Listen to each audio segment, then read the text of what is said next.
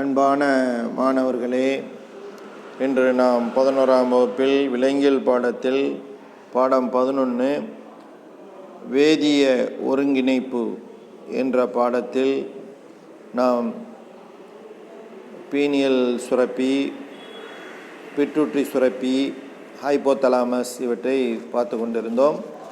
Pituitary சுரப்பியில் முன் பகுதியான அடெனோ ஹைபோஃபைசிஸ் பார்த்தோம்.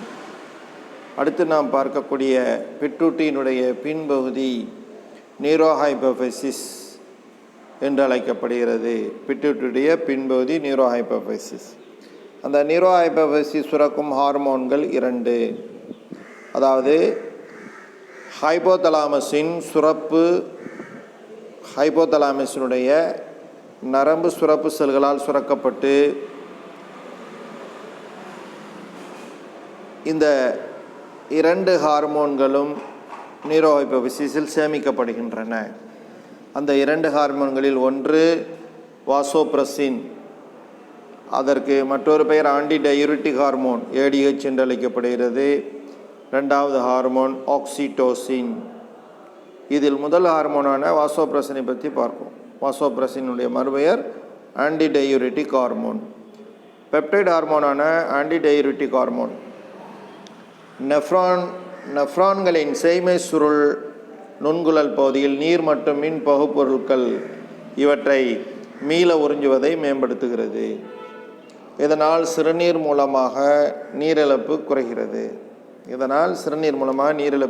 எனவே இதற்கு ஆன்டி டயூரிட்டிக் ஹார்மோன், அதாவது சிறுநீர் பெருக்கதிர் ஹார்மோன் என்று அழைக்கப்படுகிறது. இந்த ஹார்மோனின் மிகை உற்பத்தி இரத்த குழல்களை சுருங்கச் செய்து இரத்த அழுத்தத்தை உயர்த்தக்கூடியது. இதன் குறைபாடினால் அல்லது இதன் குறைவான சுரப்பினால் டயபெட்டிஸ் இன்சிபிடஸ் என்னும் மிகை சிறுநீர் உற்பத்தி நிலை ஏற்படும். மிகை சிறுநீர் உற்பத்தி நிலை ஏற்படுகிறது. அடுத்து 2வது ஹார்மோன் நியூரோஹைபோஃபைசிஸ் சுரக்கப்படக்கூடியது ஆக்சிடோசின். இந்த பெப்டைடு ஹார்மோன் குழந்தை பிறப்பின் போது கருப்பையை தீவிரமாக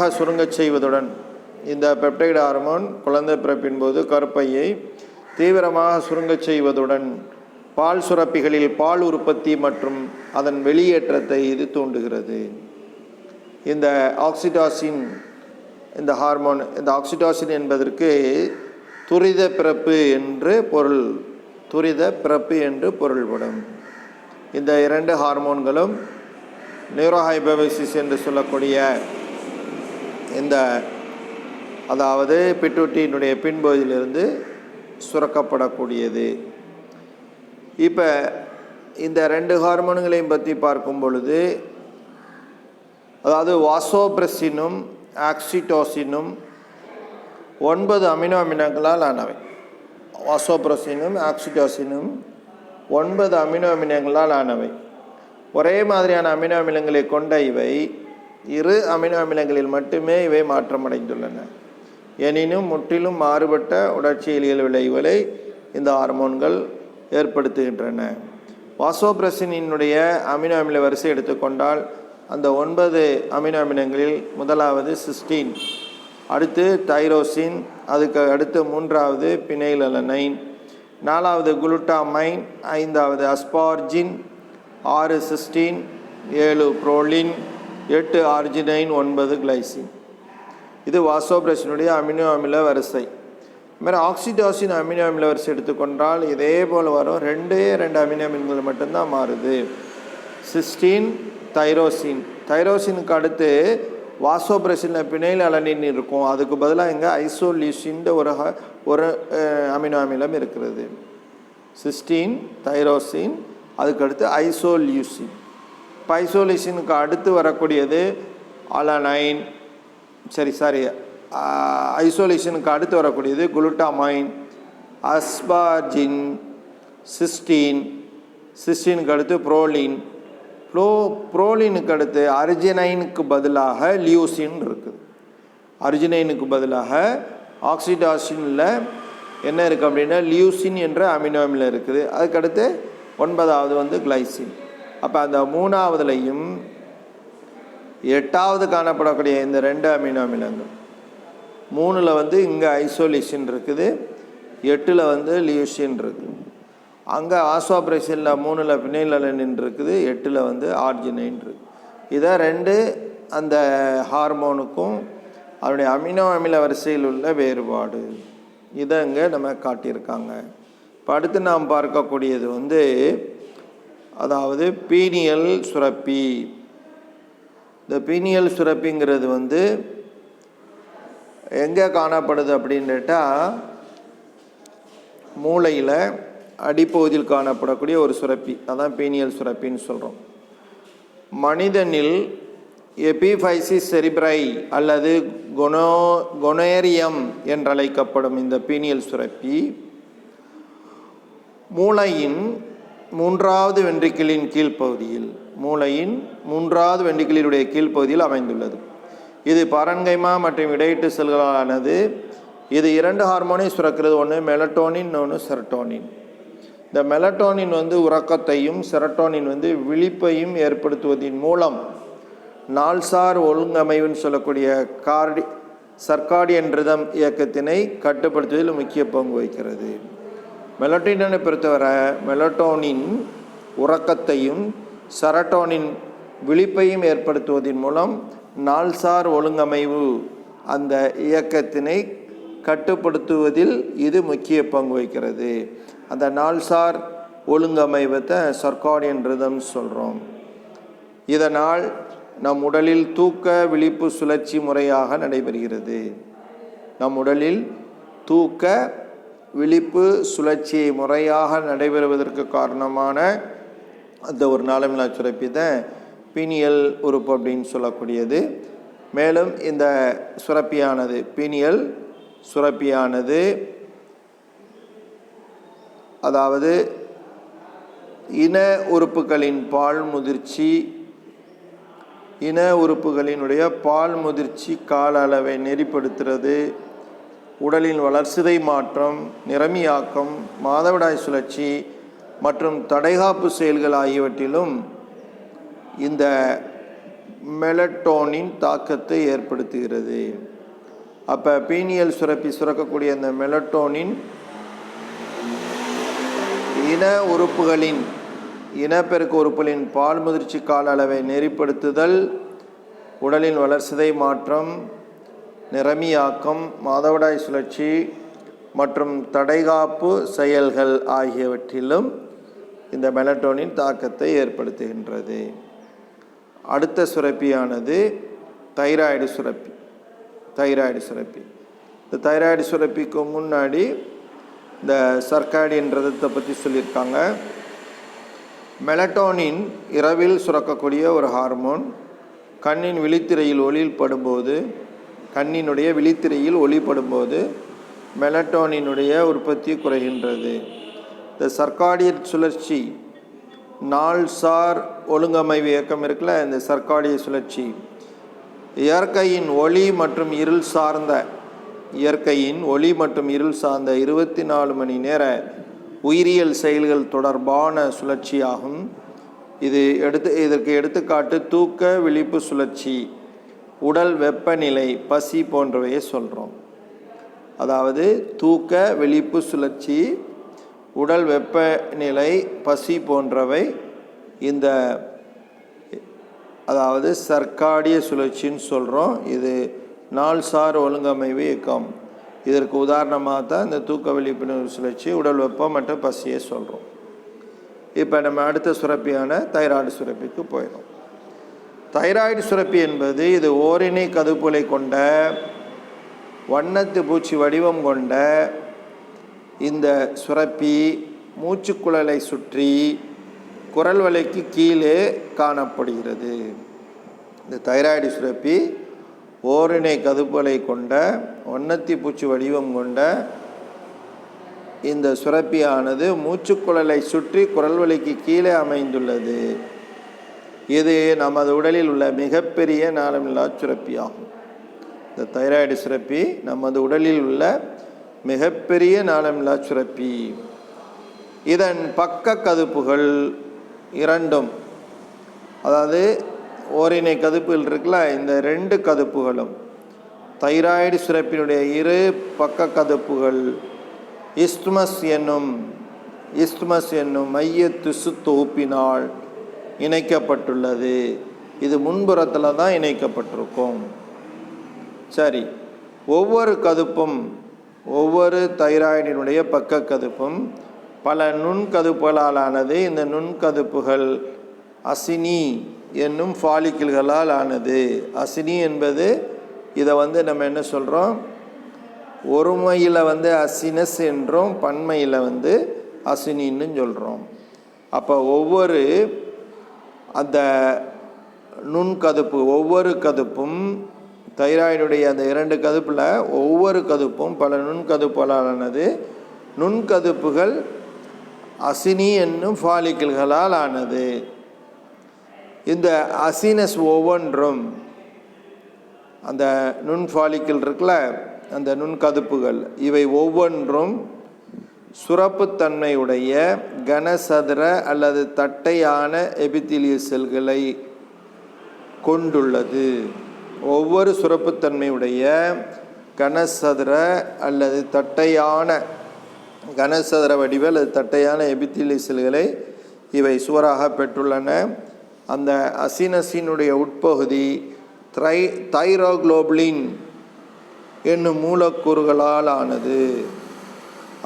அசினஸினுடைய உட்பகுதி தைரோகுளோபுலின் மூலக்கூறுகள் கொண்ட அடர்த்திமிக்க கூழ்ம கிளைகோபுரத கலவையினால் நிரம்பியுள்ளது. அப்போ அந்த அசினஸினுடைய உட்பகுதியில் என்ன இருக்கும் அப்படின்னுட்டா, அந்த கூழ்ம பொருள் இருக்கும். இது தைரோகுளோபின் மூலக்கூறுகளால் ஆன அந்த அடர்த்தியான கூழ்ம பொருள். இது கிளைகோபுரதத்தினாலான ஒரு கலவை. கிளைகோபுரதத்தினாலான ஒரு கலவை. சரி, தைராய்டு சுரப்பினுடைய ஹார்மோன்கள், தைராய்டு சுரப்பினுடைய ஹார்மோன்கள் முதன்மை வளர்சிதை மாற்ற ஹார்மோன்கள் என்று அழைக்கப்படுகிறது. தைராய்டு சுரப்பினுடைய ஹார்மோன்கள் முதன்மை வளர்சிதை மாற்ற ஹார்மோன்கள் என்று அழைக்கப்படுகிறது. இந்த தைராய்டு சுரப்பினுடைய ஃபாலிக்கிள் செல்கள், தைராய்டு சுரப்பினுடைய ஃபாலிக்கிள் செல்கள் T3 என்று சொல்லக்கூடிய ட்ரை அயோடோ தைரோனின் மற்றும் T4 என்று சொல்லக்கூடிய டெட்ரா அயோடோ தைரோனின், இதைத்தான் நம்ம தைராக்சின் சொல்கிறோம். T4 தான் தைராக்சின். அப்போ இந்த T3 மற்றும் T4 என்ற 2 ஹார்மோன்களை இந்த தைராய்டு சுரப்பினுடைய ஃபாலிக்கிள் செல்கள் சுரக்கின்றன. அதே போல் தைராய்டு சுரப்பில் காணப்படக்கூடிய இணை ஃபாலிகுலார் செல்கள் அல்லது பாராஃபாலிகுலார் செல்கள், இது சி செல்கள் என்றும் அழைக்கப்படுகிறது. இந்த இணை ஃபாலிகுலார் செல்களான இந்த சி செல்கள் தைரோகால்சிட்டோனின் என்னும் ஹார்மோனையும் சுரக்கிறது. இப்போ தைராய்டு சுரப்பினுடைய ஃபாலிக்கிள் செல்கள் T3 T4 என்ற 2 ஹார்மோன்களை சுரக்கிறது. அந்த ஃபாலிக்கிளுடன் இணைந்த பாராஃபாலிகுலார் செல்கள் அல்லது சி செல்கள் தைரோகால்சிட்டோனின் என்னும் ஹார்மோனை சுரக்கின்றது.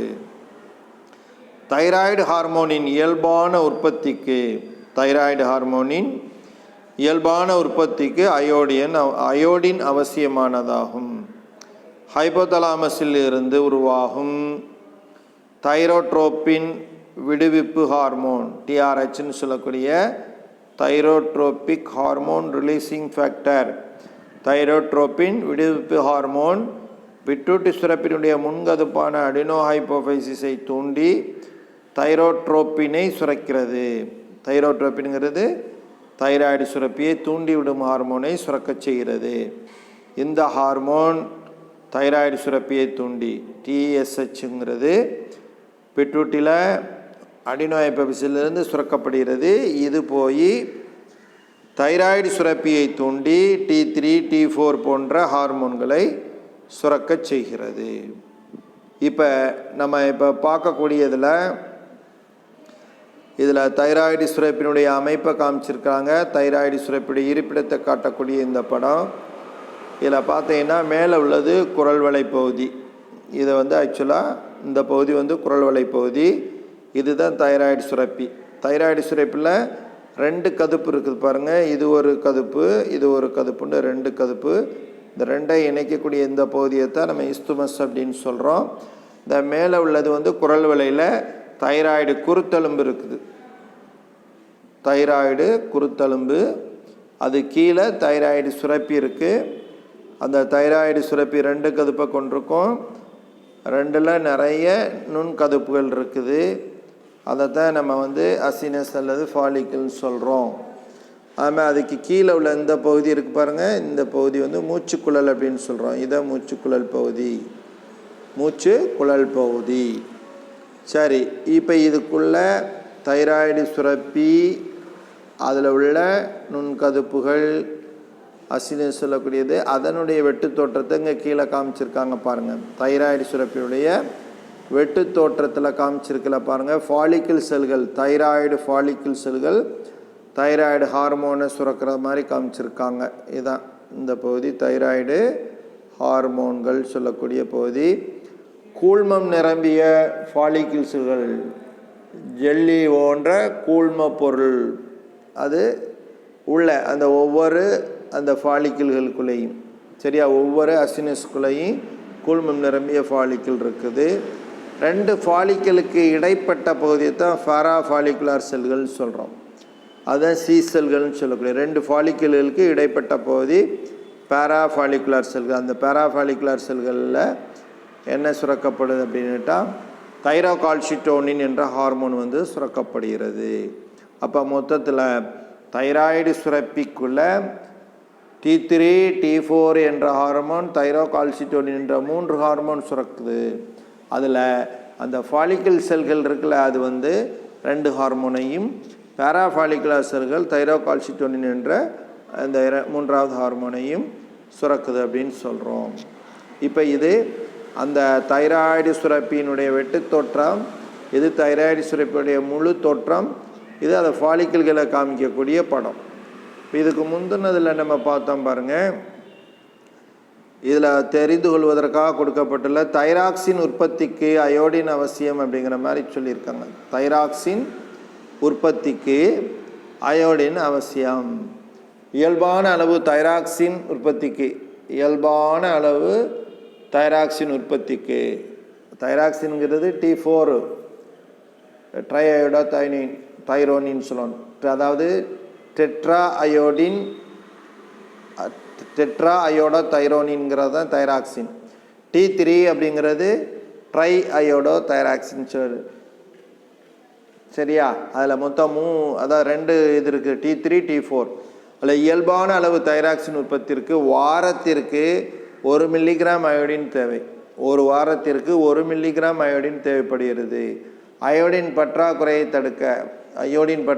தடுக்க நாம் உணவில் பயன்படுத்தக்கூடிய சாதாரண உப்பான சோடியம் குளோரைடில் 1,00,000 பகுதிக்கு 1 பகுதி சோடியம் அயோடைடு சேர்க்கப்படுகிறது. அப்போ நாம் உணவில் பயன்படுத்தக்கூடிய சாதாரண உப்பு சோடியம் குளோரைடுன்னு சொல்லக்கூடிய உப்பில் இந்த 1,00,000 சோடியம் குளோரைடு அந்த அளவுள்ள உப்போட, சரியா, 1 பகுதி சோடியம் அயோடைடு சேர்க்கப்படுகிறது. இதான் அதனுடைய ரேஷியோ பற்றி சொல்லியிருக்காங்க. நம்மளுக்கு ஒரு வாரத்துக்கு 1 மில்லிகிராம் அயோடின் இருந்தால் போதும் அப்படிங்கிற மாதிரி சொல்கிறாங்க, சரியா. இது அந்த தைராய்டு சுரப்பிக்கும் தைராக்சினுக்கும் அயோடினுக்கும் உள்ள தொடர்பு என்னங்கிறத பற்றி சொல்லியிருக்காங்க. இப்போ அடுத்து நமக்கு எதிர்மறை பின்னூட்டத்தை பற்றி விளக்கம் கொடுத்துருக்குறாங்க. ஹைப்போதலாமஸ் மற்றும் பிட்யூட்டரியின் மீது தாக்கத்தை ஏற்படுத்தும் தைராய்டு ஹார்மோனின் எதிர்மறை பின்னூட்ட நிகழ்வு.